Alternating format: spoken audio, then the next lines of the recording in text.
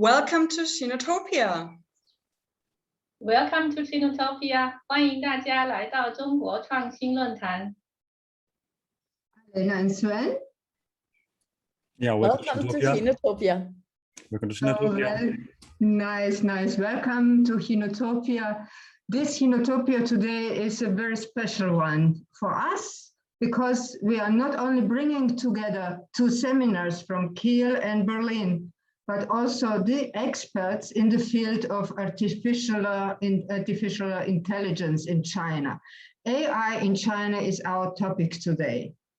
For those who do not know us yet, we would like to introduce Chinnotopia at the very beginning. So, Josi, what is Chinnotopia? Anya, that's a good question. What is Chinnotopia-Future designed by China? This is our new innovative online feature series on China, innovation, utopian and dystopian ideas. Together with a panel of experts, we would like to find out more about innovation-driven developments and new technologies in China. Let's imagine we have a looking glass for the future. How will the digital transformation change societies in China and Europe? Given the rapid innovation-based growth we were talking about in the last session, what are the promises and what are the fears? Let's find out what's possible or what could possibly go wrong. Given the heat of the summer, it's not the winter that's coming, but nonetheless, our daily life, no matter if Chinese or European, will experience change for better or worse. Let's find out more about the disruptive character of innovation technologies. The question that concerns us here most is how will we live in 10, 20, 30 years? What will change? Now we know what Chinnotopia is. On the one hand, we look at what innovation technologies are, the technical aspects. On the other hand, we look at how this new technology influences societies. And finally, we want to evoke interest on China among students and other participants, encourage them to turn their ideas into innovations so that maybe one day they will go to China as young startups. That is what Chinnotopia is. But who is Chinnotopia? Josi. Well, who is Chinnotopia? Actually, it's the all of us. And we are a growing team and with growing members to join here to debate what we heard before. Chinnotopia, Future Designed by China, is a team that includes Tanya, Becker, Nancy, and me for the organizers, but also the mentioned before students that are in the University of TU Berlin and CAU Kiel who are engaging with us in classes in the seminar, and we are happy that we have them here today. This semester we have students from those backgrounds of technical interest and political science interest, and we try to bridge them here together. That is our aim with the class of Chinnotopia 2.0 and Sinophrenia. Such a complex event needs a good organized team and organizers who will be presented by Tanya. Please, who is actually the team? Our assistants, Alena Imgrund and Sven Pabis, have helped us a lot. Without them, such a project would not be possible. They are in the chat today, and as hosts, they are available for your questions. So, Winke, Alena and Sven, you can ask them everything. Who else is we, Chinnotopia? In addition to the students of two seminars, one from Kiel and another one from Berlin, the team also includes two lecturers, Till Amelburg and Kai von Karnap, who together with me run the seminar Technological Sinophrenia at the Technische Universität Berlin. For those who know us longer, Till and Kai held already a keynote speech at Chinnotopia before.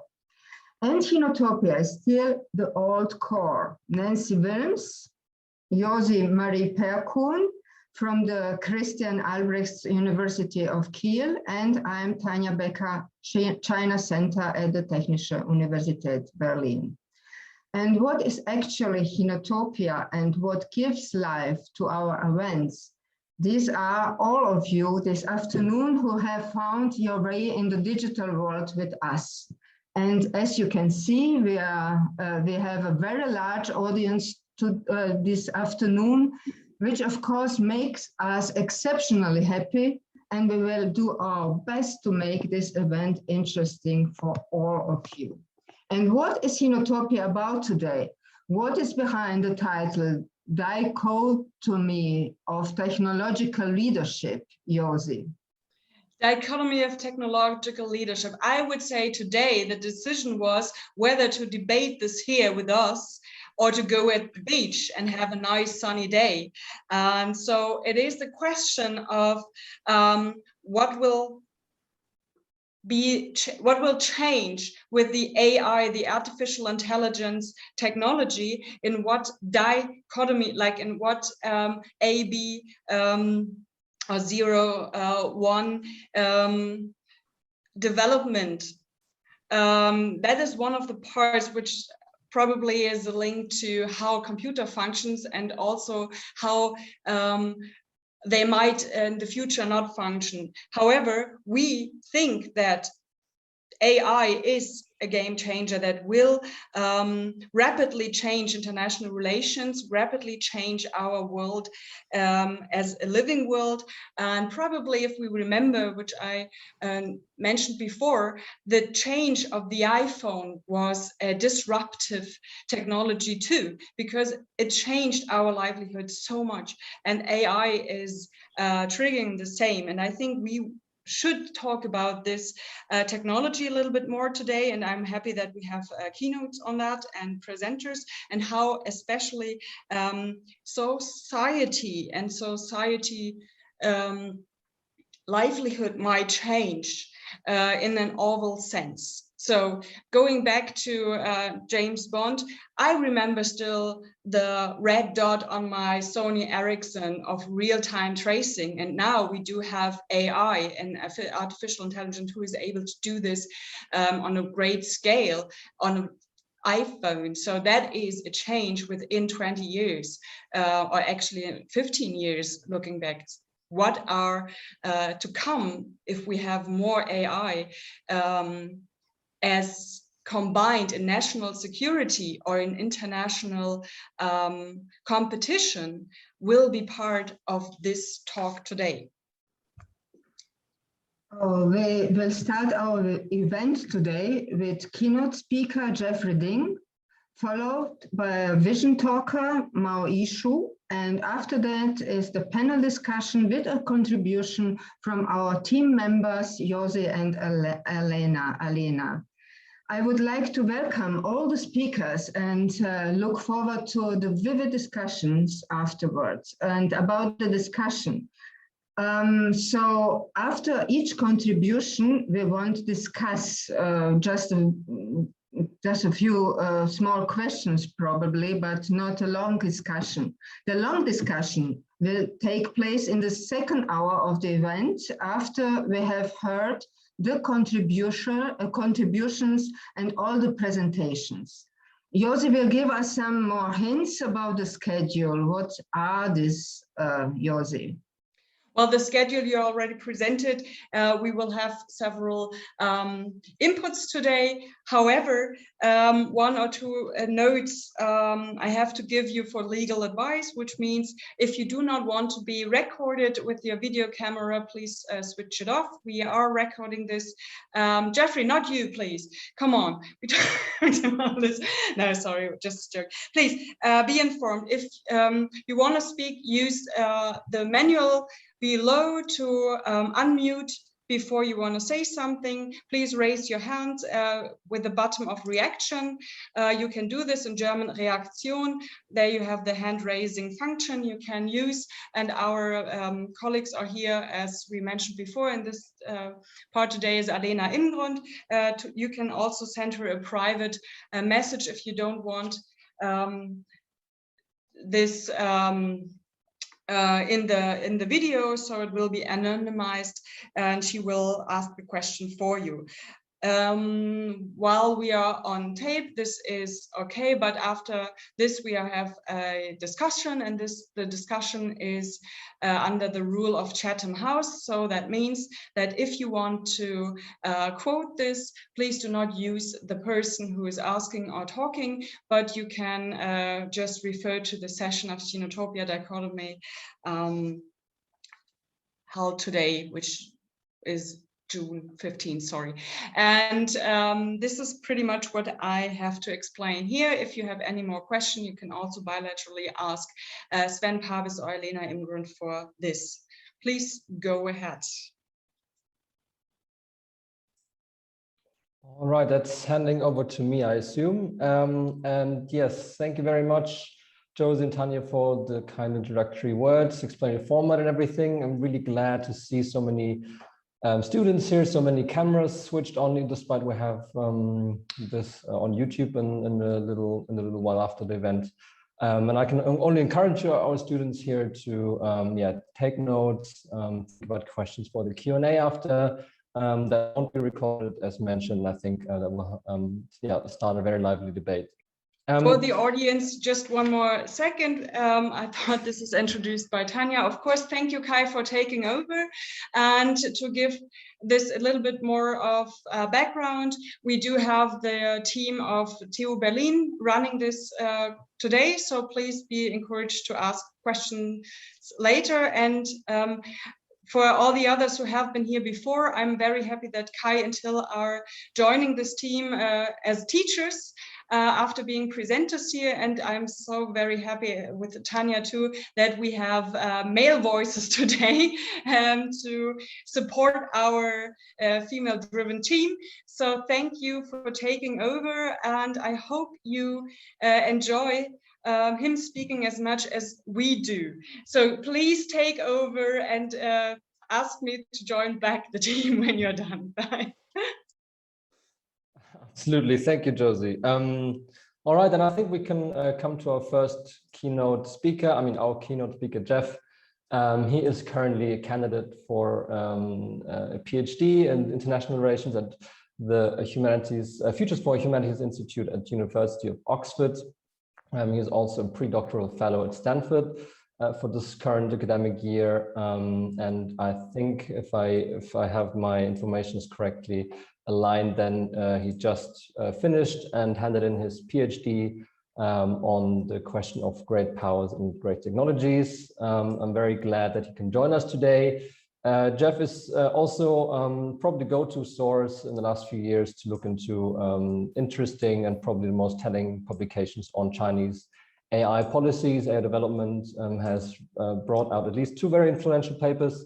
And he's also the brain behind a very interesting and great newsletter that I can only recommend, which is called China AI, written in one word, which brings weekly, I think, roughly weekly translations, insights from Chinese research institutes, interviews of experts and so on, and is a great window into the China AI debate. And with that, Jeff, I hand it over to you. Thank you for being with us. Thank you, Kai, for that very kind introduction, and really excited to present at the Chinnotopia series. And I think Josie and Tanya did a really nice introduction of the topic that I'm going to be talking about, which is technological leadership in the age of AI. And I'm going to be talking about what that means, specifically with reference to China, as many call China a rising AI superpower. So let me dive into my slides and share my screen.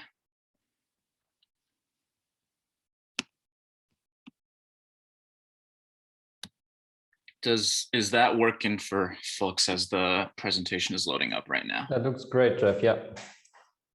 Perfect. So much of the presentation is going to be focused on the US and China. Obviously, speaking to German, European audience, I'm also going to tie in some examples from Europe, Germany, and also where I'm based is the UK. But to set up the premise, why am I so focused on US-China competition in AI? I think a good place to start is the tech giants. So this is from the most downloaded PowerPoint slide each year. and it's a slide made by Mary Meeker.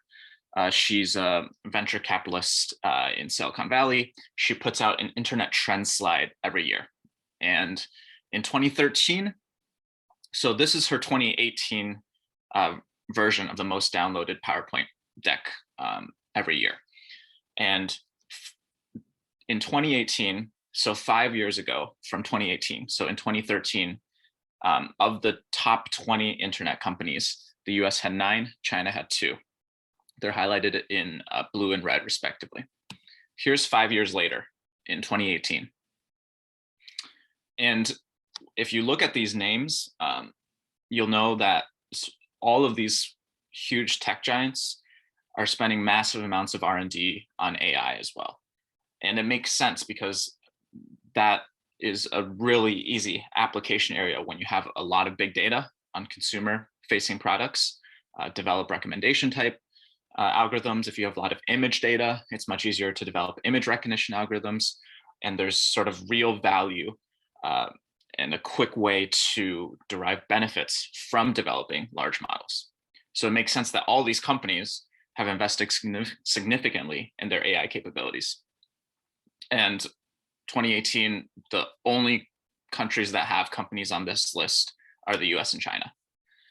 So I think that sets the premise in terms of large companies as some of the key players as having access to large amounts of computing power, of being able to invest in a lot of R&D in AI as being the places where a lot of the talented machine learning engineers and graduates want to go, sets sort of the premise as to why so many people are looking at the US and China in this new strategic technology and this general purpose technology with so many applications across all sectors of the economy.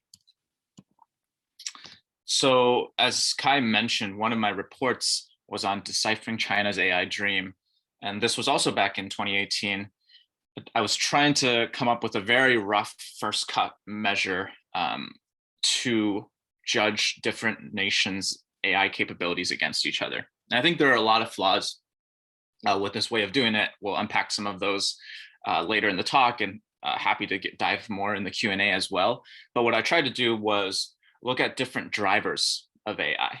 So to build an effective AI system, you need hardware to train the model. You also need hardware at the end of the device to run the model. So the chip that's used to train Facebook's facial recognition algorithms, for example, are different from the chips that go into your phone that actually implement the facial recognition algorithm. So 2 types of hardware, data, sort of this, having one of the big breakthroughs with deep learning was the team at ImageNet putting together this really, really large scale data set that could be used with these deep learning advances. Third is having the research and algorithms developing better models to derive insights from the data. And the fourth is the commercial AI sector, which interacts with all these other drivers. And I was trying to just come up with metrics to compare the US and China across these different indicators. And as you'll see, China's lead is in the data category, but in all these other categories, they're still pretty far behind the US as the global leader. And one thing about data is this is a very rough cut measure for data, right? So the amount of mobile users you have might be really relevant for consumer facing AI applications, or for example, like AI applications that might derive insights from your mobile payments to allow marketers to more precisely target advertisements to you. For that, having a lot of mobile users might be especially relevant.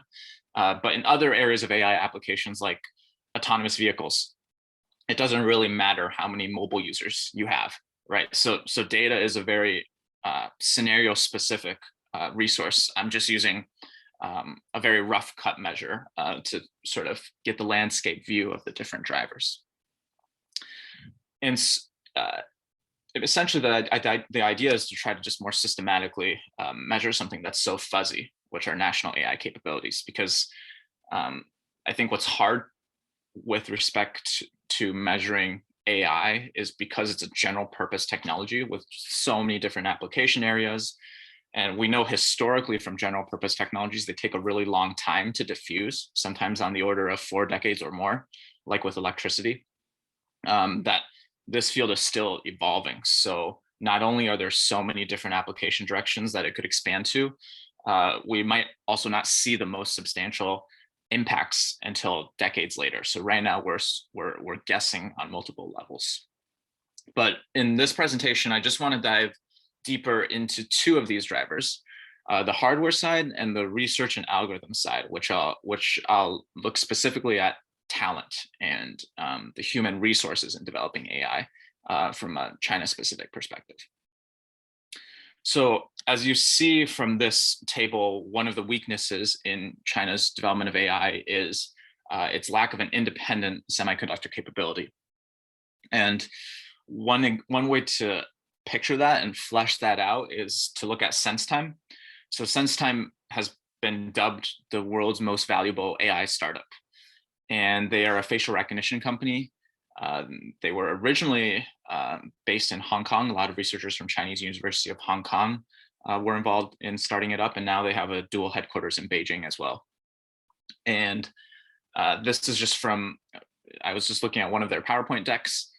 So this may be outdated, given that there have been sanctions on semiconductors, but at least when I was looking at the PowerPoint slide, maybe a couple years ago, this was what their supply chain looked like in terms of compute. So I mentioned there's 2 types of general categories of compute: for training the model and then for running the model at the end of the device, which we call inference. So for training the model, they use NVIDIA GPUs. So NVIDIA is a US company that designs GPUs, and they're the leader in the market.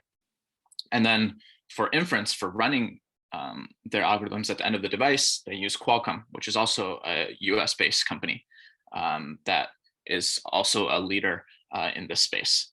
So you see that there's this dependence on a global supply chain, at least from the Chinese side, and that's why there's been so much of a push to develop their own independent semiconductor capability, which is especially hard for semiconductors because the technology is moving so fast. So the wafers on chips keep getting thinner, and there's already these existing giants that are spending so much money on R&D, and they have so much embedded tacit knowledge about how to design chips that it's very hard for new competitors, like new Chinese firms, to catch up to the frontier in this space.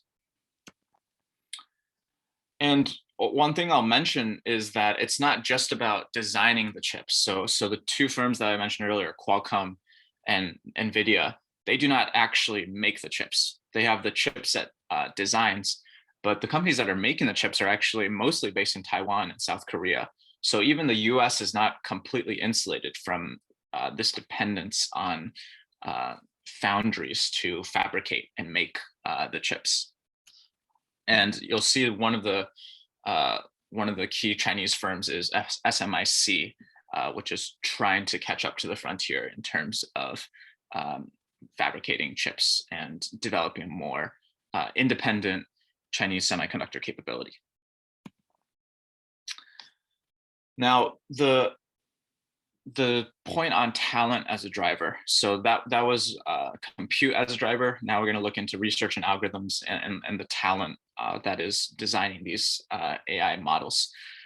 So there's a 3-part point here. So first is, while Chinese researchers are climbing the ranks of international competitions and conferences, so there's definitely an increase in terms of the quality and the quantity of talent coming from China's AI scene in the past couple of years. And we see this through CS Rankings, which is a site run by a University of Pennsylvania professor.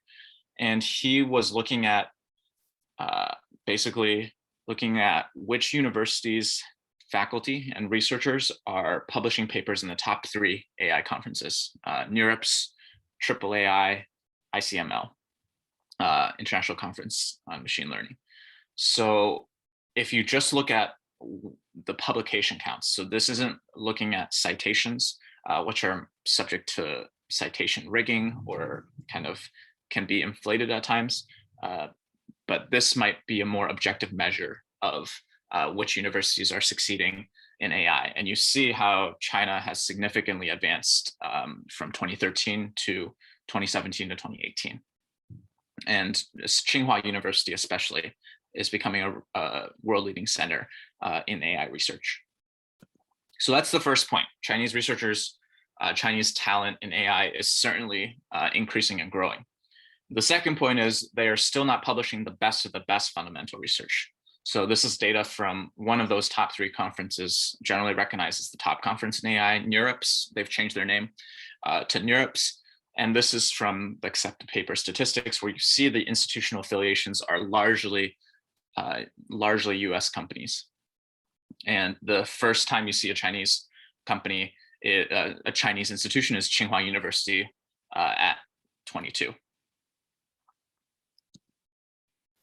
Now, the third point and last point on talent that I'll make is, yes, Chinese researchers growing in terms of overall talent.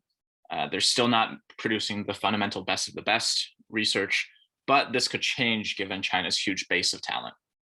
And that's the third point, because if you look at one of those NeurIPS papers in further detail, so I looked at a paper that was accepted for an oral presentation, which means that it's like a top 1% type paper in the field.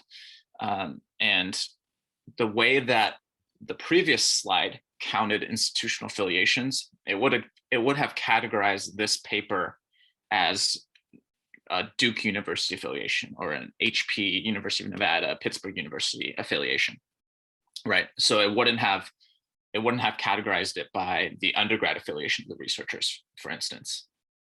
But if you do actually dig into where these researchers did their undergrad degree and where the base of the talent is coming from, you see that the undergrad affiliation is all from Chinese universities, at least for this specific paper. And I think this is not just unique to this paper, kind of different analysis of the talent landscape done by Macro Polo. New York Times has done some work on this. Center for Security and Emerging Technology has also some white papers on this. They show that this trend is generalizable. I'm just using this one paper to give a more in-depth view.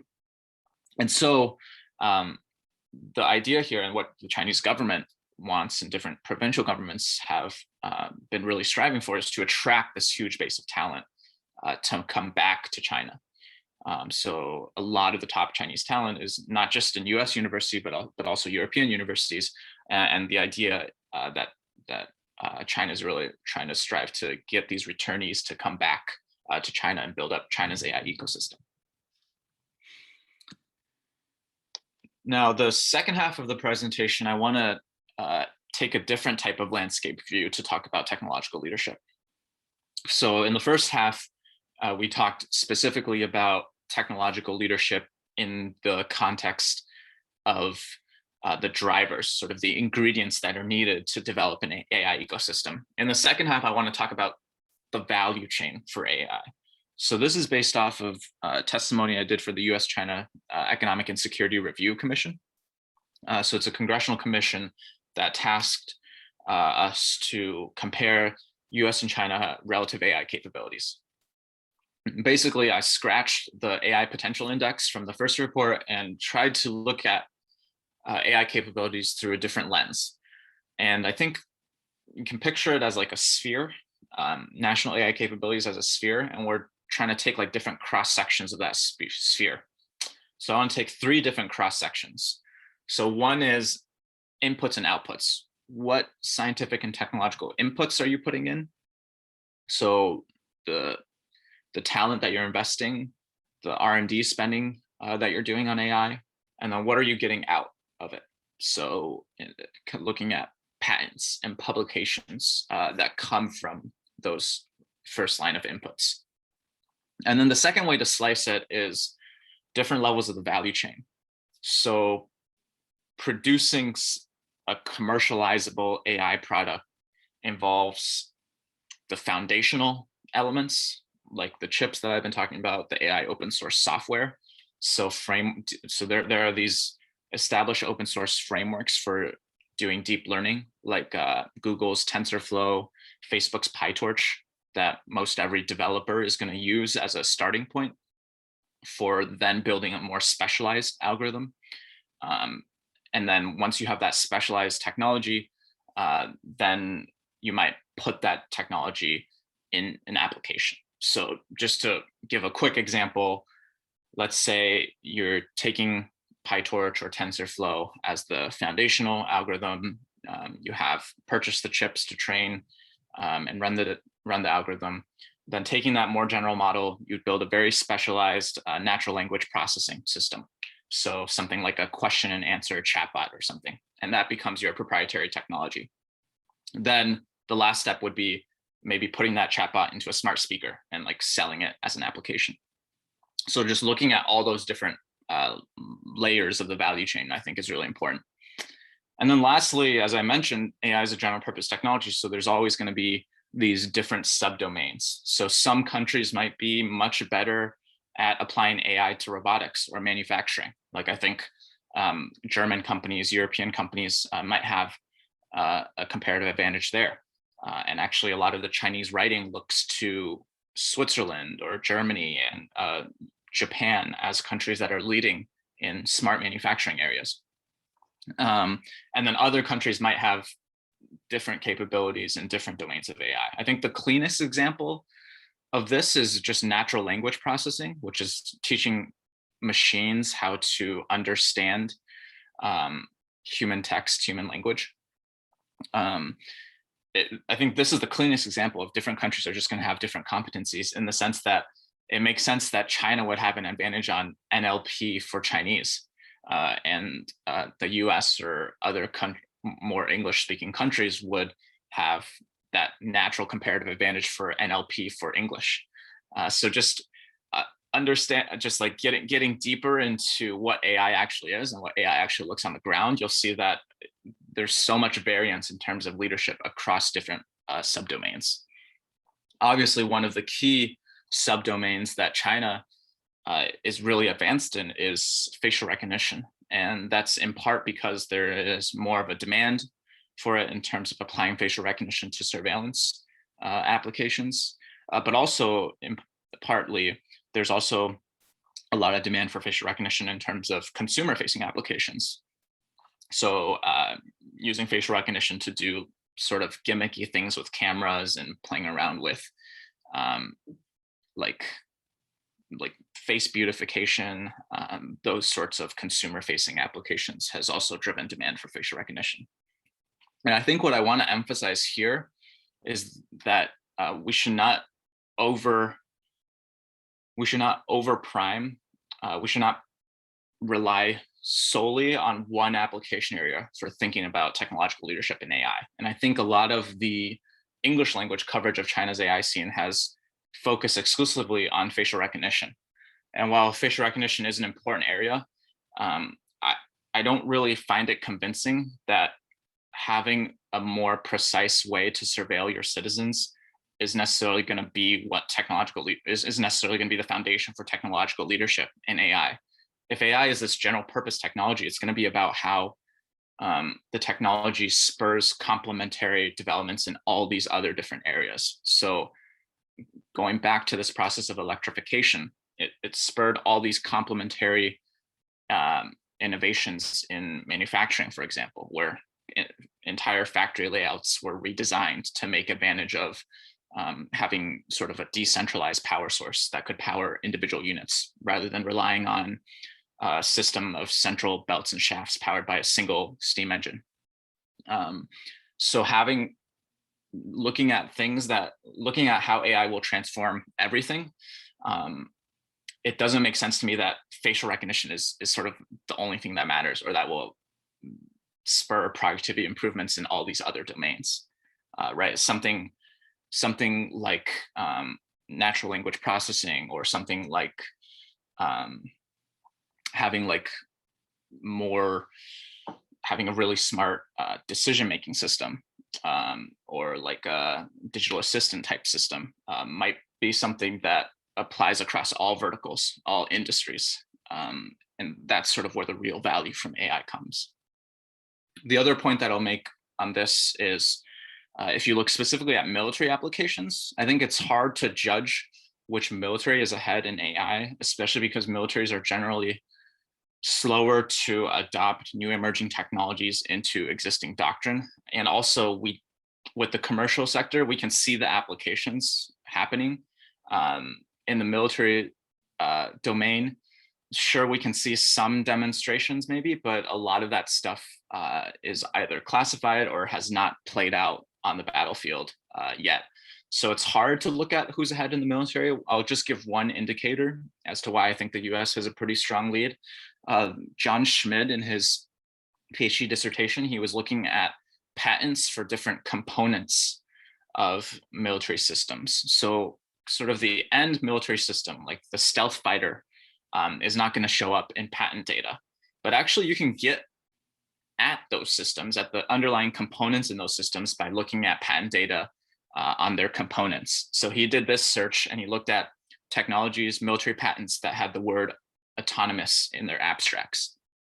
And he found from, I believe, from 2003 to 2017, the cumulative number of US military AI patents was 7 times the amount from China.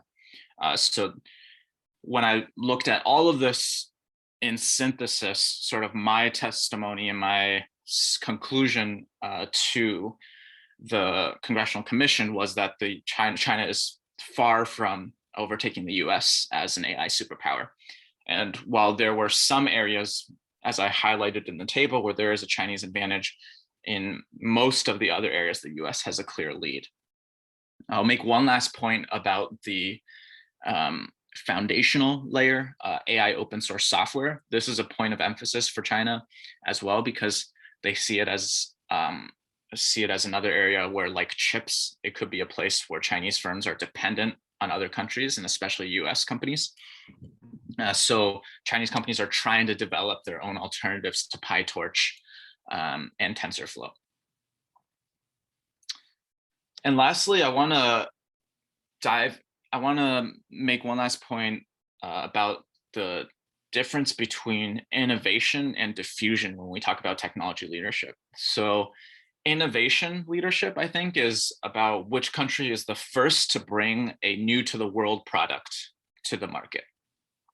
So major fundamental breakthroughs, like, so for example, OpenAI's GPT-3, which is kind of has been described as the world's best autocomplete tool. So, and this is already being like licensed to different companies. And it's a large language model that's able to understand text and generate human-like text. So clearly that innovation leadership came from OpenAI. But if we think about AI as the new electricity, it's not necessarily just about who is the first to demonstrate the first centrally lit, have the first centrally lit city, or have the first demonstration of an incandescent light bulb. It's about who's able to diffuse electricity across their infrastructure in a more effective, maybe even more sustainable and a more widespread way.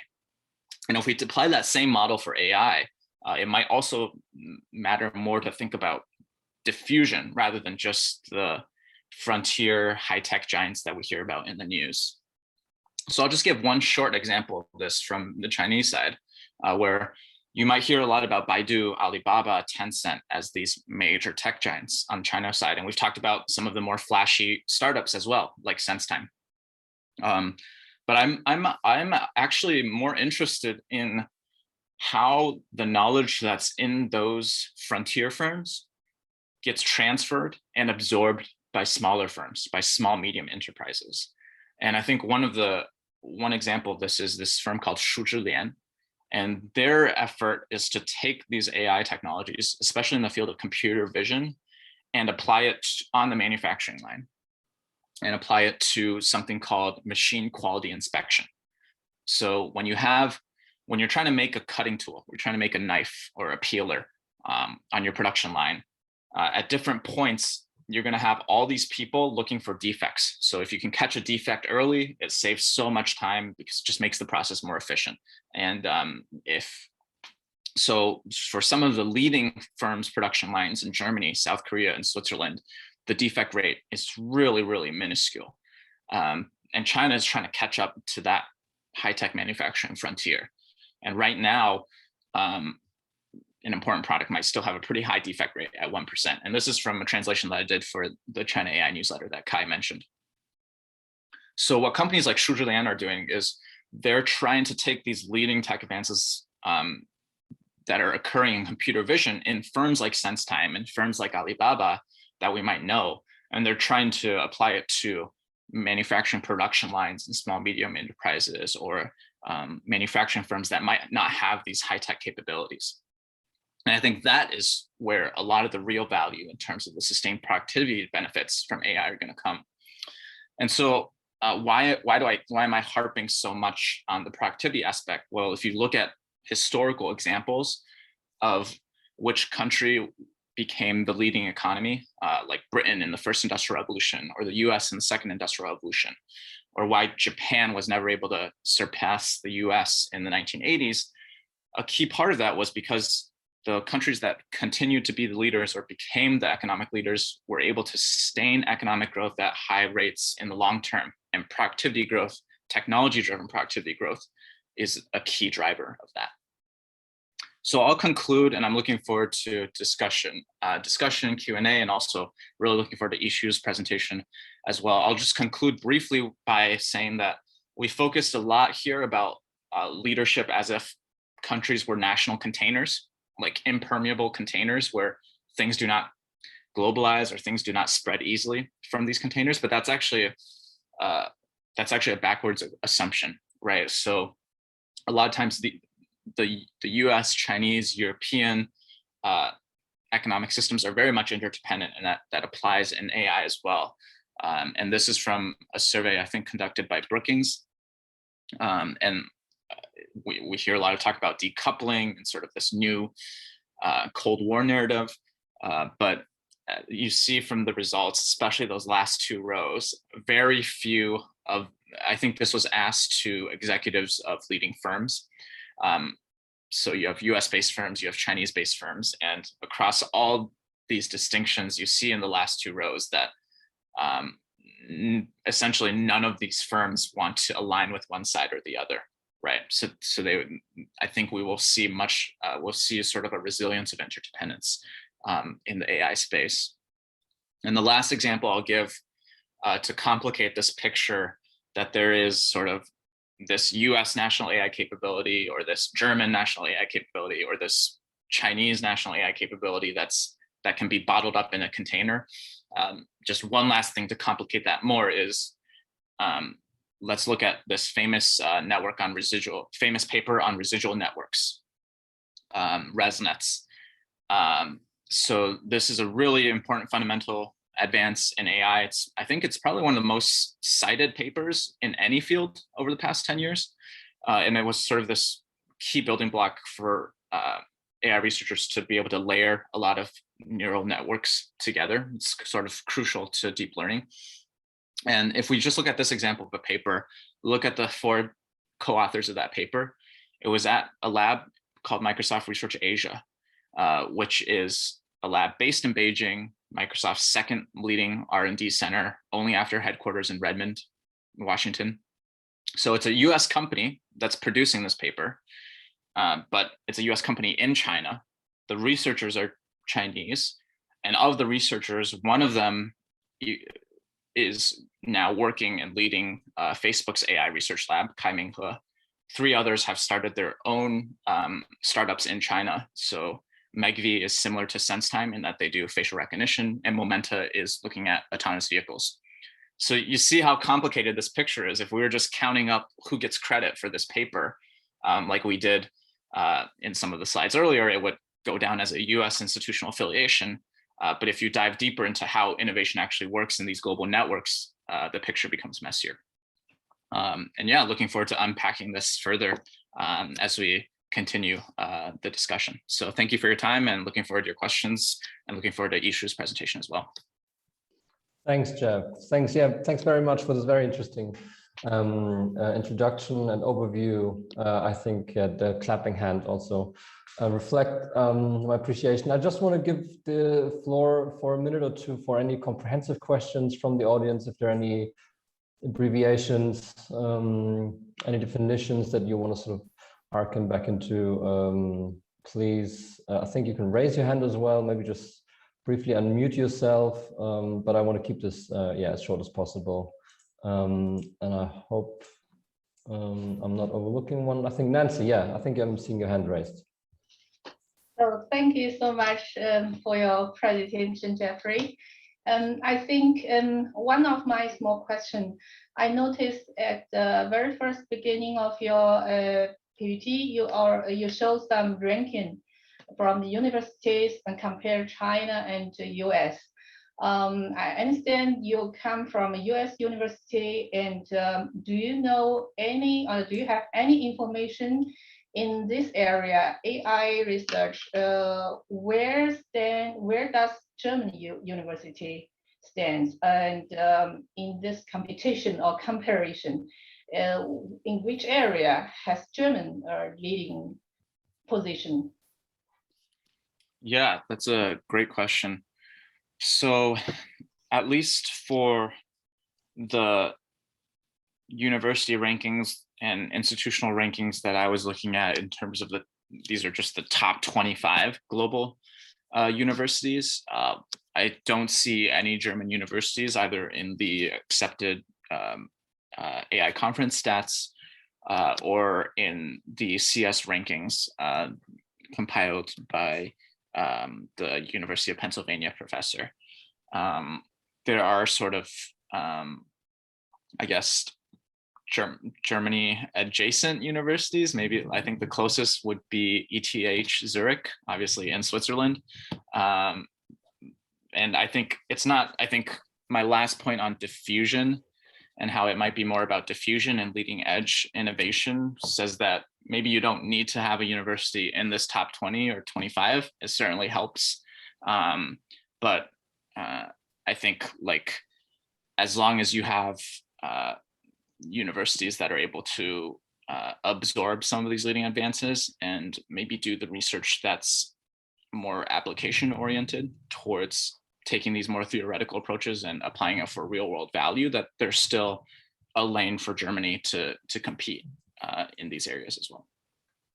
Thanks, Jeff. Yeah, and with this rather sobering understanding of our marginal German role in the whole debate, I think I'm going to give it to Mao Ishu, who is currently a pre-doctoral fellow at the Max Planck Institute for the History of Science, where she is a member of the research group, I think China and the Global System of Science, looking at sort of values and ethics, research debates in the academic circles in China, but also the role of public scientists within the COVID-19 crisis or pandemic of last year. Ishu was also a former colleague of mine here at Mercator Institute for China Studies, where she's been, among many things, analyzing sort of the Chinese students' perspectives in the political landscape in Germany. We also wrote together on the Mercator study, which is called China's Digital Rise. And I'm very happy that you also join us to give an insight on a vision talk for what AI and ethics will be in China. Thank you. Thanks, Kai, for the introduction, and many thanks to Chinnotopia for inviting me. I've been following Jeff's research for many years and actually listened to this, like not this exact presentation, but along this line for many times. And every time I learn something new. So it's really a great pleasure that today I can finally present my research and maybe put our research into conversation.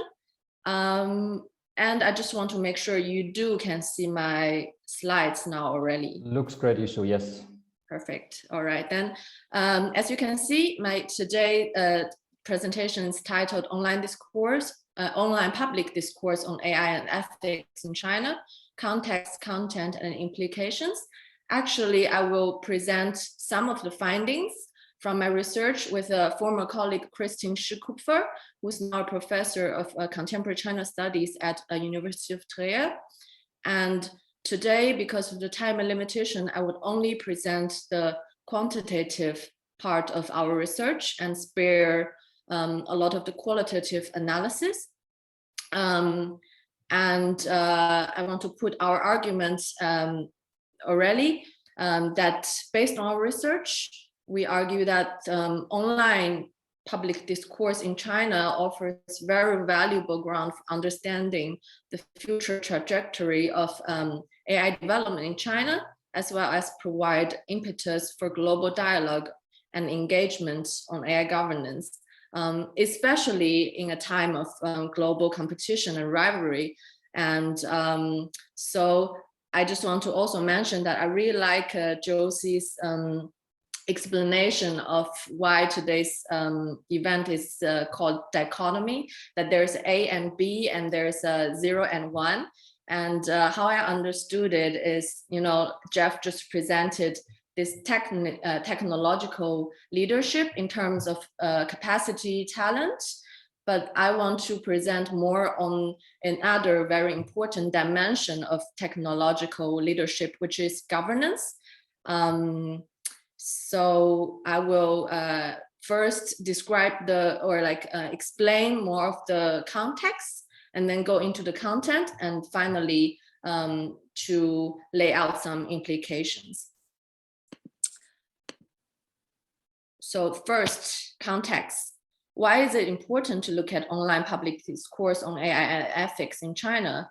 Or why is it not enough to just look at the government strategies and policies?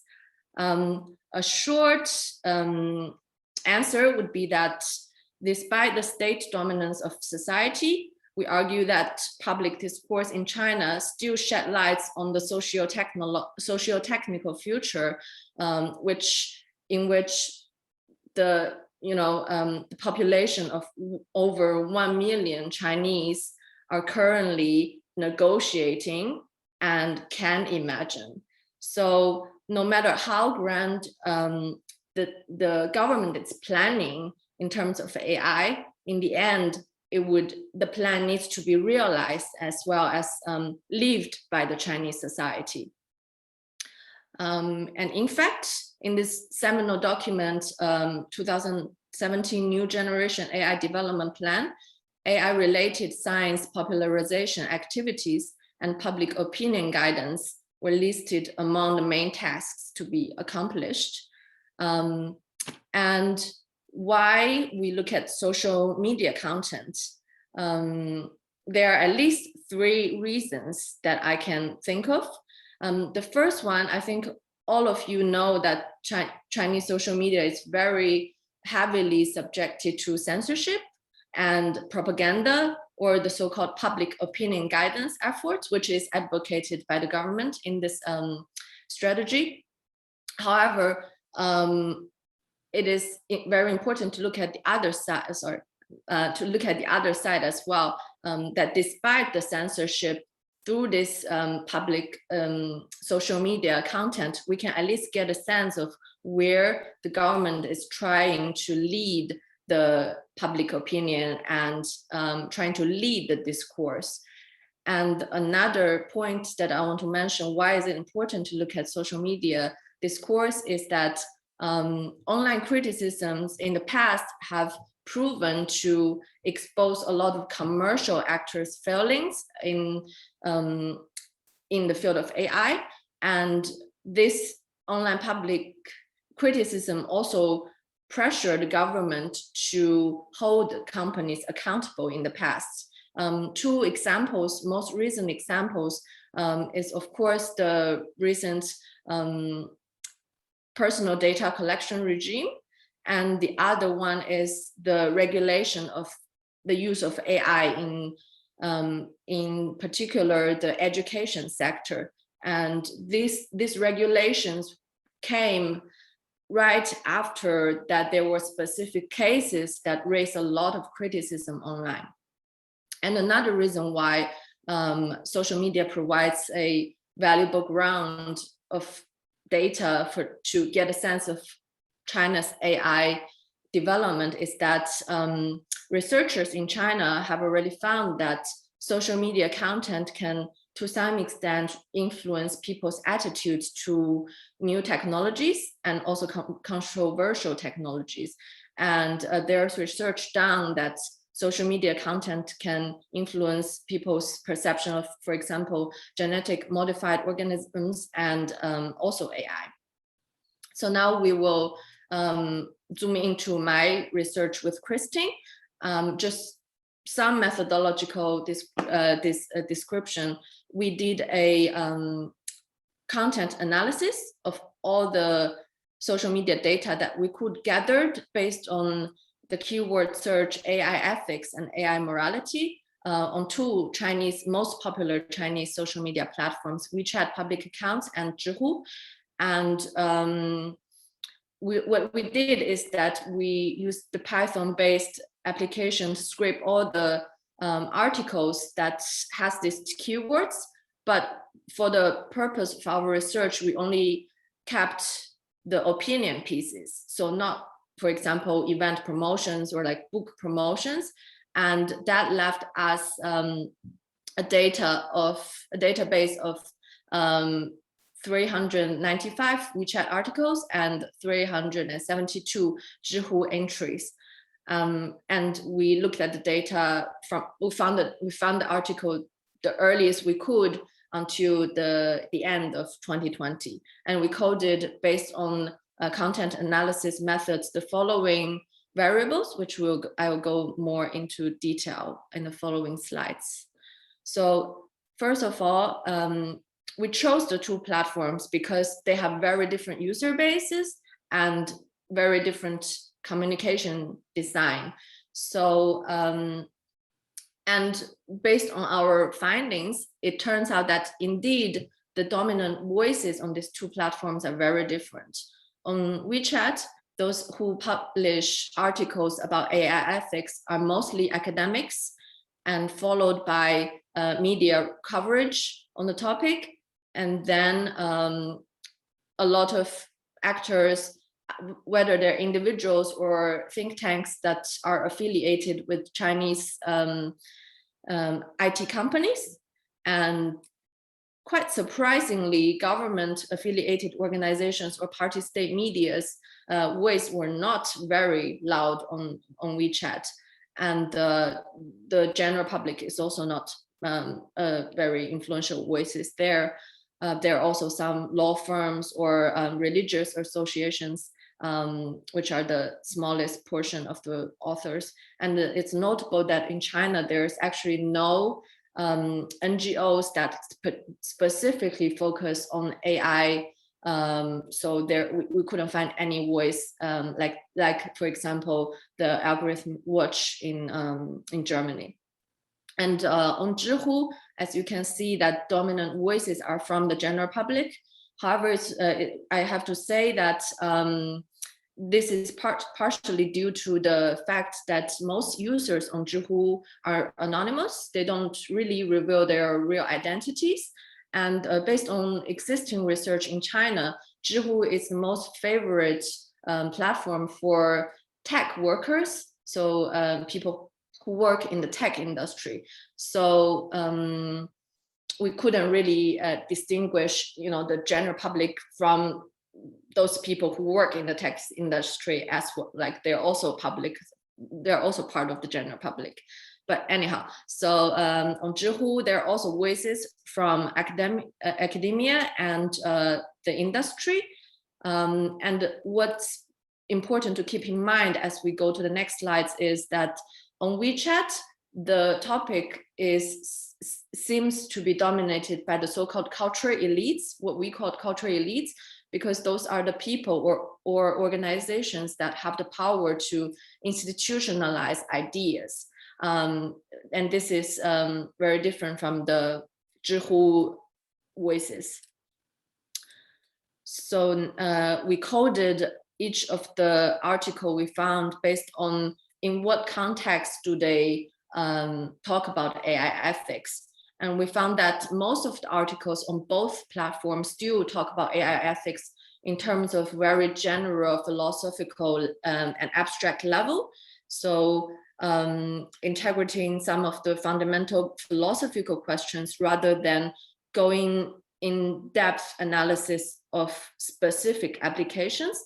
And what's also quite interesting is that on WeChat, there are a lot of articles look at specific applications, but most of them are still focusing on autonomous driving or deepfake media entertainment or the health, so medical AI.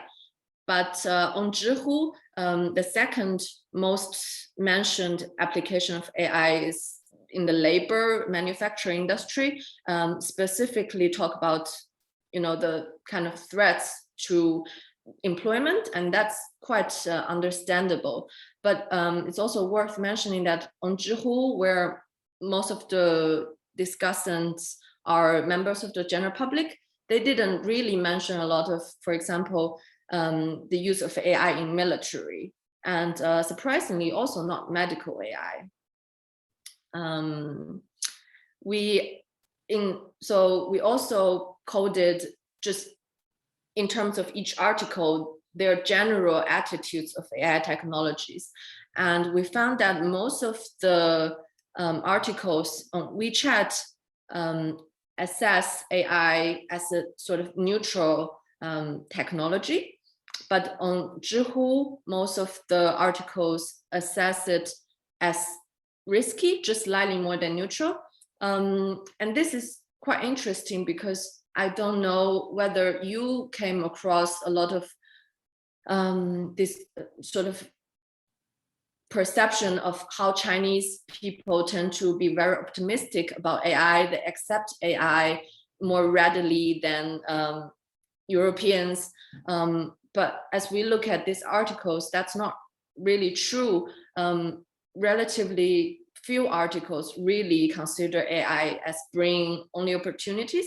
One reason, of course, is that we use the keyword AI ethics. So those articles would inherently talk about more of the ethical implications than, you know, the opportunities. But still, we think that's a finding that contradicts a lot of our perception that Chinese are really optimistic about AI. So we also coded these articles based on the hopes and concerns that were mentioned in these articles. And there are not a lot of hopes or opportunities, as I already described in the last slide. So I will only focus on the concerns that were addressed in these articles. And as you can see, there are a wide range of concerns that were addressed. And these include bias or discrimination concerns, or responsibility concerns, meaning that what if this AI system fell, who's going to take the responsibility and liabilities? And there's privacy concerns, safety concerns, and concerns for humanity was the most addressed concerns on Zhihu. And this includes not just the so-called existential risks, but also a lot of discussions and debates about what does it mean to be human in a time of AI technology. And this is quite interesting, especially among the Zhihu debates. And there are other concerns, notably the employment concerns and autonomy concerns, and inequality and the black box. And also it's noteworthy that on these two platforms, you can see that on WeChat, all these concerns were relatively addressed equally. They're more focused on bias, responsibility, and privacy. But yeah, on Zhihu, these concerns, which falls more under the individual level risks, were not so much addressed. So second to last point I want to make is that we also coded the recommendations for better control of AI in these articles. And we also identified a lot of different approaches, which I won't go much into detail. But what's noteworthy here is that it's quite obvious on two platforms, people prefer different approaches. On WeChat, where where the dominant voices of the cultural elites, they advocate for the so-called legal or standard approach to regulate AI. But on Zhihu, a lot of people advocate for the so-called personal responsibility approach. And just to give you, this is quite unique Chinese, we would argue, and just to give you a better idea what that constitutes, I have two quotes that I got from Zhihu users. The first one, accept AI's coming of age means an adjustment of how we ourselves evolve to the new needs that will come up due to new changes. Change is eternal. What doesn't change is the moment. If you are familiar with this like Taoist philosophy, I would say this quote quite expressed this Taoist philosophy. So the user argues that we just need to adopt new changes. Even if we are threatened, we just need to be stronger. And the second quote is human needs to maintain a tolerant mindset of continuous learning. There is a large amount of new information pouring into our lives every day. If there's no ability to accept changes, then one will soon be eliminated by time. Learn a bit of programming language properly, know yourself and your enemy, so you can never lose a battle. If you need to understand AI better, then learning how to manipulate them may be a necessary skill for the future. And this, I would argue that it encapsulates the Confucius idea of continuous learning, as well as know your enemy, so you never lose a battle, which is the kind of art of war philosophy. So these two quotes really shows just corner of the debates within China that has the Chinese character, or it's really influenced by the Chinese philosophy.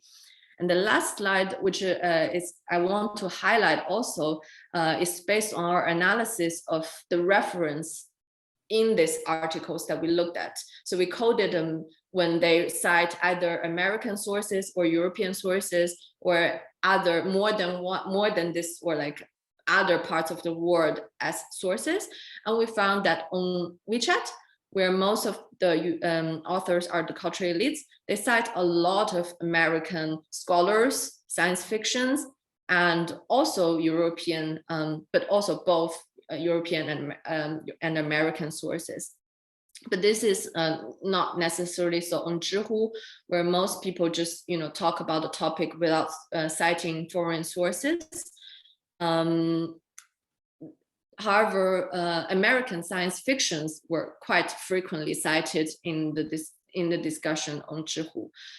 So yeah, I will just go to give a very brief kind of wrap up and tell the jinx of what does all this finding mean for AI governance, and what are the implications.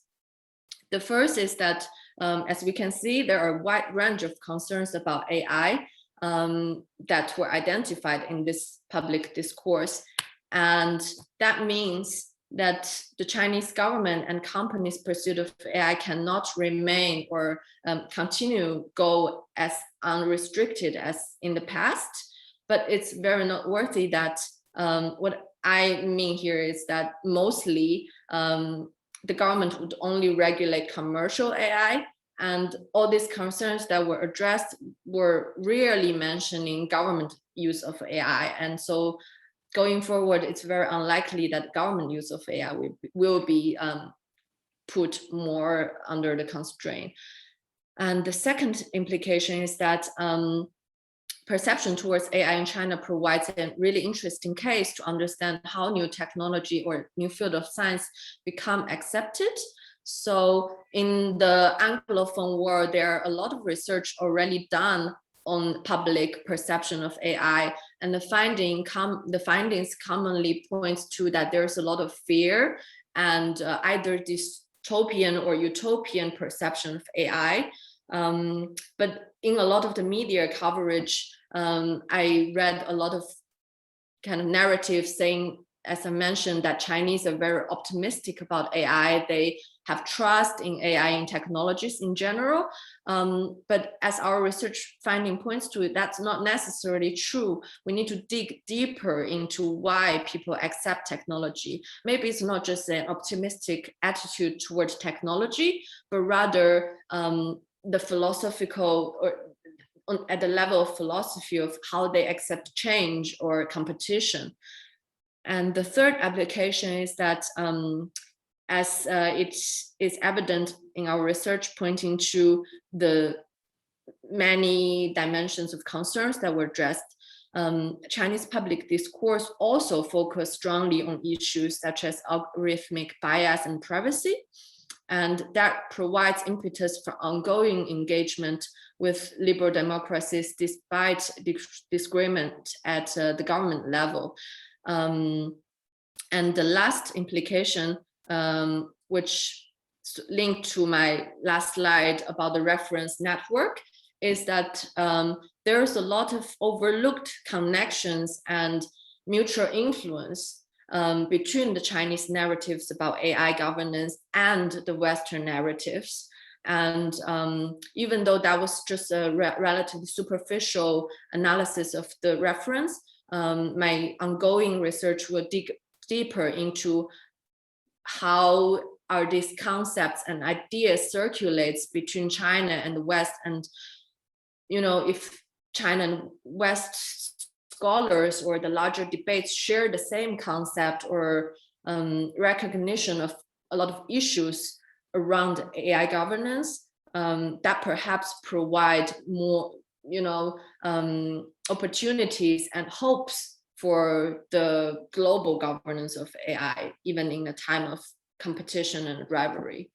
And we'll just leave it here, and really looking forward to the discussion and questions. Thank you so much, Ishu. That was really great, and I think it's a very valuable contribution really to show the depth and width of AI ethics debates within China now and in the future. And I think because we're running a bit out of time, I'm going to skip the Q&A for now and hand it right back to Alena Imgrund and Dr. Josie Maroon-Perkoon for input of what that all will mean for international relations on a political level, but also for us in Europe. And I think there is a input from you prepared. Over to you two. Thank you, Kai. I just wanted to use my hegemonic right as co-host here to pose a question, but I will ask Ishu later, and she got some time to prepare. Thank for our nasty questions on her matter. However, yes, thank you. We prepared a little bit thinking about the political research or science research on that matter, and I'm very happy about the keynote from Jeff. It was very, very nice, explaining a little bit better the title of dichotomy. And one thing I was taking out, why we do need so much of the understanding of the technology to understand why there is such, or why there's AI, the fear of AI as being a game changer to international relations. And looking back, we know that industrialization and technological development made a change, and I think AI provides the same, and I try to explore on that one. And I think this is what also the AIDP, the AI Development Plan of China, issued 2017, said. And I thought that's exactly where you took off. Both the novelty of AI development and the importance of AI for international competition are highlighted directly in the strategic description of the situation, because artificial intelligence is a new focus of international competition. And that's a quote from that development plan. And again, with your presentation of how the semiconductors work and how everything else works, we probably understand better the fear of maintenance, or the fear of who owns the technology has actually the say in international competition. And I think that we are still scratching on the surface of understanding what the knowledge of this information or technology or information technology will mean for international competition. And I think that China's president, Xi Jinping, understood correctly, and I will go on this further. And I hope we can have a debate on that one with the audience. So please, again, make your notes and ask and pose your questions. What do you think about, well, the future competition that comes with this AI? But I was free-floating here again, and I think there are some questions. So today we've learned a lot about China's new role as pioneer in innovative technology, and you just talked about the international relations and AI. So we talked, for instance, about the game change of AI-based technology in China. So what does it exactly mean for the international relations? Yes, I think we scratched on this a little bit. And the one and foremost question will be the systemic rivalry or the system rivalry. And we started already this debate in Germany last year in the parliament when we thought about, well, this great power relations that came back and protectionism and especially what Jeff touched upon, the US-China relations, which is filling our newspapers as well, and how we as Europeans or as Germans should position ourselves to it. So it will change international relations, and we do have to have the debate about how we want to, well, enter the talking of AI and how we want to well, make ourselves decoupled or uncoupled with the whole idea of who should run the knowledge and who should we give the saying of using the data. And when we combine this with the idea that it's not only who possesses the data has power, but also who holds the data can change what we think. And there's already traces in this. We talked about this earlier in this road. So we do have to consider in international relations how information technology is changing the whole debate of nationalism and how the debate on this actor, as you say, the container, and how we should still include the multinational firms and the societies in this debate. That is something we do have to come up with ideas. I think especially in Europe, where we have a strong focus on rule-based agreements. Contrast to this, we do know from the IR community coming from China, especially people like Yan Xitung, I've met him and he's very knowledgeable, that the AI might be the new Cold War. And I think this is something we also have to consider talking in our international research communities. How do we want to progress in the research? How do we progress freedom of research? But I think there are more questions, right? Well, Josie, you know, talked about and also explained the meaning for IR and also in Europe. So you're basically saying that China's pioneer role is not a coincidence. So am I right? Or what do you say about that? I think, yes, Josie, the Chinese role is not I noticed the Chinese role is not a coincidence. It came by design. And as I mentioned before, there was the 2017 AI development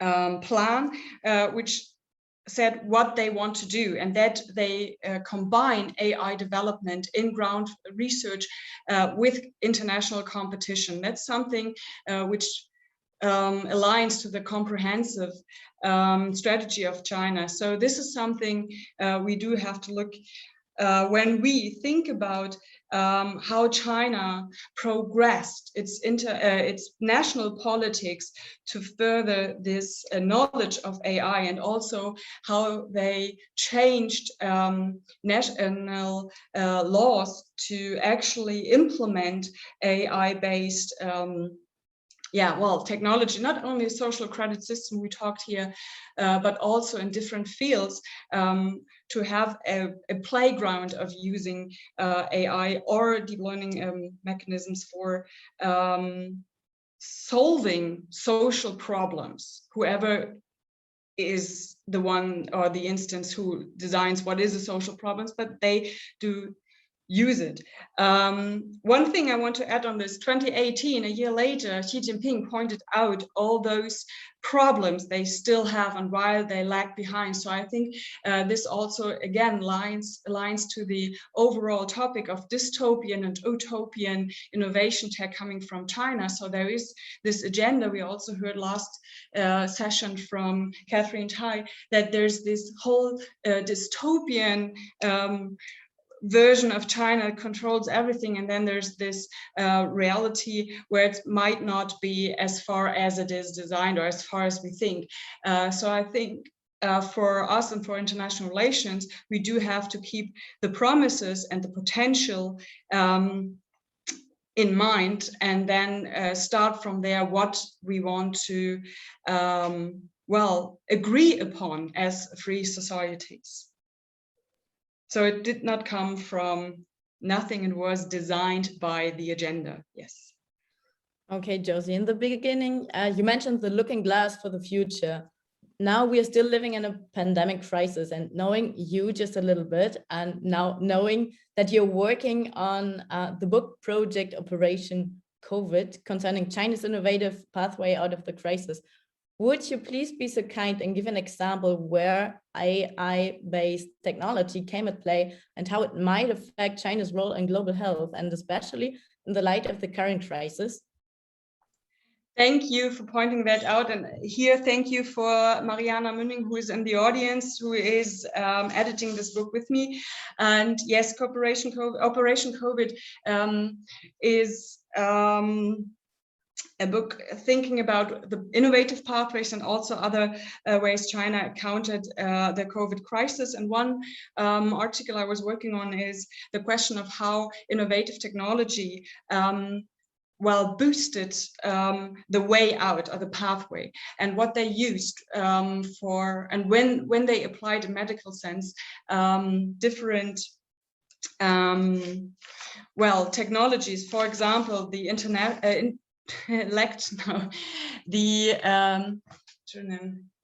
the intelligent robots, for example, or also the international by now international combined net hospitals, and also the telemedicine platforms were boosted during that corona crisis. And that, again, like I said before, was by design, because the Information Office published an action plan fighting COVID-19, China in Action, to present a special one part on science and technology, relying on the strength of China being a pioneer in the field, and also having probably less constraints to actually put AI-based technologies, not only the QR codes, in place. So, for example, the robots that were applied in medical treatment, and also in the first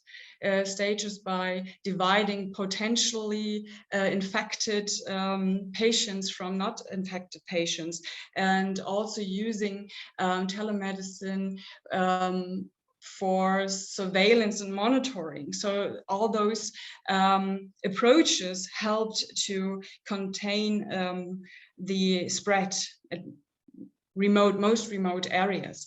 So I think there is something we can learn, and we also see that there might be areas besides all those threat-seeking areas in military and who owns the data, where China also works on social problems that might be very attracted in the global south and in the cooperation with the global south, especially in the medical in the medical realm, where we know that we changed from wealthy is healthy to healthy is wealthy. So that might be a second boosting opportunity for China to change its role in global health governments.